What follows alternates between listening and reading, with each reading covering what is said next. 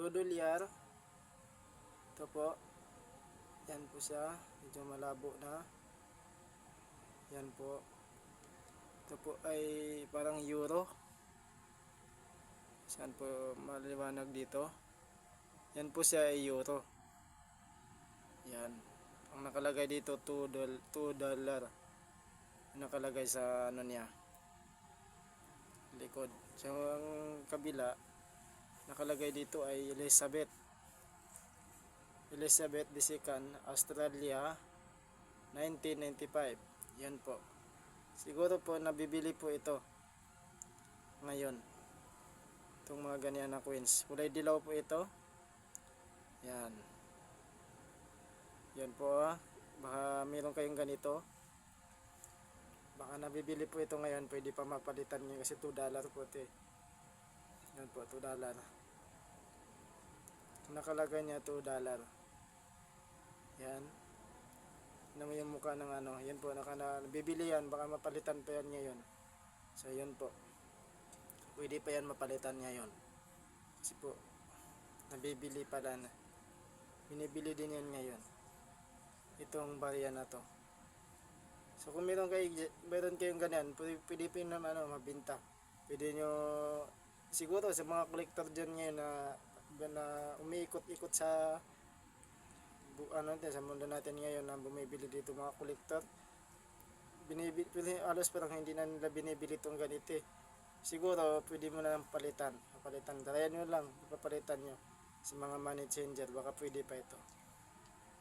Yan po yung $2. Baka nabibili pa yan ngayon. Kasi po Australia yun po yun Ang ganda po $2. Yan. Ito sa akin matagal na din to. Yung ganyan, $1 din to, papel. Nabibili pa rin siya ngayon. $1. Yan po, nabibili yan. Ilan na pa kaya ito, $2. Yan, nabibili din yan. So, yan po. Marami pong mga collector dyan na mga sinungaling. Totoo lang po.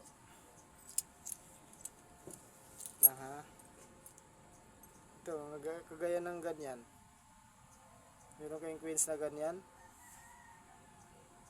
Yan po. Kailangan po niya itago niyo lang kasi wala pa pong value yung ganyang coins. Yan po. Kita nyo yan. Wala pa pong value ng ganyang coins ngayon. Sana itago nyo lang din po. Baka mabibili pa yan. Wala pa pong value yan ngayon. Baka meron kayong ganyan. Pero pag silver po yan ng barya na ganito ninyo, pwede yan mabibili. Pag ganyan tingin nyo silver. Yan po yun. Doon nyo po malalaman kung yung barya nyo ay silver, kahit ganito forma. Pag tingin nyo nga kumukulay siya green, hindi po yan silver. Ayun po siya tanso lang. Itago nyo lang din po. Baka nabibili pa yan balang araw. So yun po yan. Sana po itago nyo na lang po. Yun po pinakita ko sa inyo. Ulitin ko sa barya na yun. Ano yan? Yan po ay nabibili to. Yan. Kung yan siya ito, nabibili pa yan. Maliit lang po yan siya. Yan. $2 po yan. Kasi medyo malabo yung camera ko.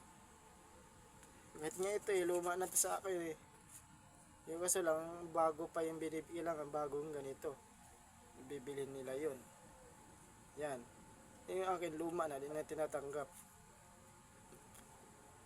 Yan po. Kailangan bago yung ganito mong $. Try nyo na sa SM. Kahit luma yan, baka tatanggapin pa yan doon. Kaya basta wala lang punit kahit luma. Yan po yun.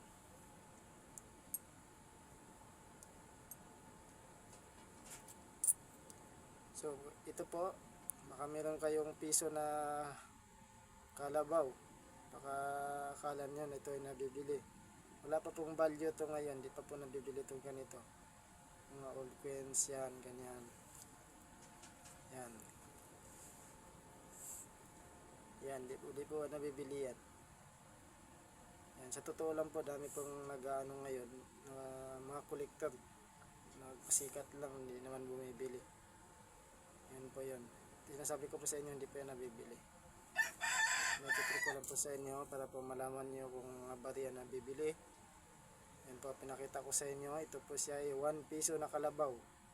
Na po si Rizal po yung sa harap. Sa likod ay kalabaw. Po yun. Hindi po yan nabibili.